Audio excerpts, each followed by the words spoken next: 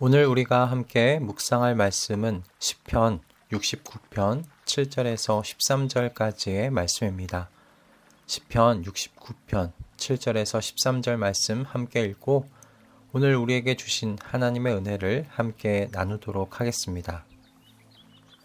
주님 때문에 내가 욕을 먹고 내 얼굴이 수치로 덮였습니다. 친척에게 따돌림을 당하고 어머니의 자녀들에게마저 낯선 사람이 되고 말았습니다. 주님의 집에 쏟은 내 열정이 내 안에서 불처럼 타고 있습니다. 그러나 주님을 모욕하는 자들의 모욕이 나에게로 쏟아집니다.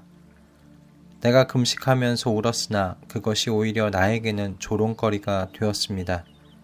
내가 베옷을 입고서 슬퍼하였으나 오히려 그들에게는 말거리가 되었습니다. 성문에 앉아있는 자들이 나를 비난하고 술에 취한 자들이 나를 두고서 빈정거리는 노래를 지어 흥얼거립니다. 그러나 주님, 오직 주님께만 기도하오니 하나님, 주님께서 나를 반기시는 그때에 주님의 한결같은 사랑과 주님의 확실한 구원으로 나에게 응답하여 주십시오. 아멘. 오늘과 같은 내용이 담긴 말씀을 대할 때마다 목회자로서 마음이 편하지만은 않습니다. 하나님을 신앙하며 하나님께 충성과 열정을 다하는 성도에게 고난이 따를 수 있다는 이 말씀을 바로 아멘하고 받기가 쉽지 않기 때문입니다. 그래서 간혹 다음과 같은 질문을 하나님께 가지게 되는데요. 하나님을 믿고 충성하면 복을 받는 것이 아니라 고난과 핍박, 조롱과 멸시를 받을 수 있다는 이런 내용이 사람들로 하여금 하나님을 신앙하도록 하는데 도움이 되겠습니까? 라는 질문입니다. 그래서 본문 속에서 시인이 당하는 고난의 내용이 저를 너무 당황스럽게 만듭니다. 그는 하나님의 집을 향한 열정을 가졌을 뿐인데 욕을 먹고 수치로 가득한 얼굴을 갖게 되었습니다. 게다가 더 당황스러운 건 가족과 친한 친구들마저 시인이 당하는 고난에 무관심하다는 것입니다. 친척에게 따돌림을 당하고 어머니의 자녀들에게마저 낯선 사람이 되었다고 시인은 말합니다. 내 편이 되어주어야 할 가족과 친구가 시인의 그 힘듦에 무관심한 모습입니다. 이 무관심이 시인을 더욱 힘들게 만들지 않았을까 상상을 해봅니다. 이런 내용들이 목사인 저를 당혹스럽게 만드는 겁니다. 본문의 내용들이 하나님을 신앙하도록 하는데 도움이 되기보다는 문턱을 높여놓은 건 아닐까. 차라리 하나님을 믿으면 병도 낫고 가족들도 하는 일마다 잘 되고 경제적으로도 넉넉하게 된다는 말씀만 기록되어 있으면 얼마나 좋을까라는 생각을 간혹 갖게 만듭니다. 그런데 하나님께서는요, 이런 일에 도통 관심이 없으신 것 같습니다. 오히려 하나님께서는 당신을 향한 충성과 사랑과 열정을 가진 사람들이 당하게 되는 이 고통과 수치에 대하여 숨기지를 않으십니다. 하나님을 신앙하면, 하나님을 믿으면 고난과 핍박과 수치가 따르니 반드시 이 사실 알고 나를 신앙하라고 이 시인을 통하여 말씀하시는 것만 같습니다. 하나님께서는 오늘 이 시인을 통하여 하나님에 대한 충성과 열정을 가진 하나님의 사람들이 겪는 그 고난과 수치가 있다는 것을 알려주시면서 동시에 시인을 통해서 배울 것이 있다고 말씀해 오십니다.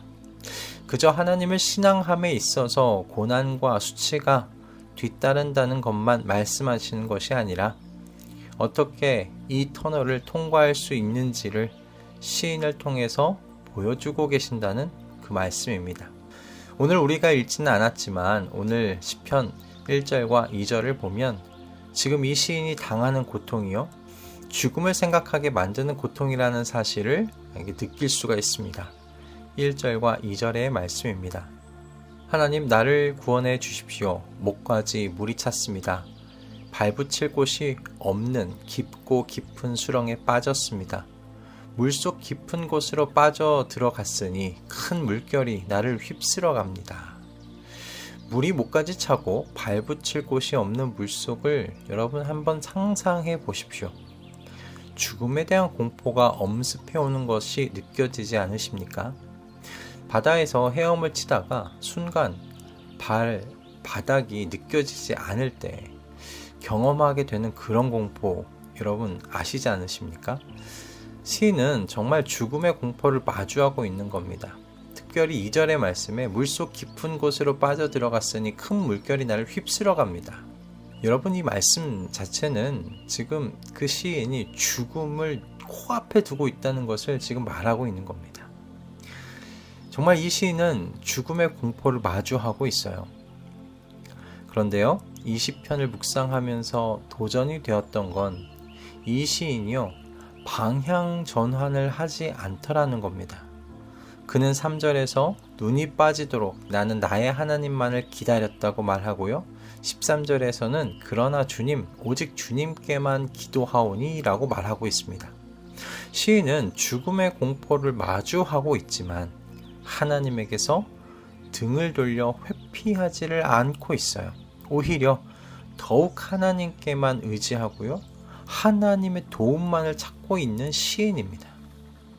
어떻게 시인은 이런 영적 태도를 가질 수 있었을까요? 어떻게 그는 이 고통과 수치의 터널을 뚜벅뚜벅 걸어 나아갈 수 있었던 걸까요? 오늘 본문 속에서 발견할 수 있는 이유는 한 가지입니다. 시인이요, 하나님을 알고 있었기 때문입니다. 제가 말씀드리는 안다는 것은 그저 책을 읽고 지식적으로 아는 것, 그것을 말씀드리는 것이 아님을 다들 아실 거라고 생각합니다. 제가 말하는 안다라는 것은요, 살아계신 하나님과 이 시인이요, 인격적으로 서로 교제함으로 안다라는 그런 의미입니다.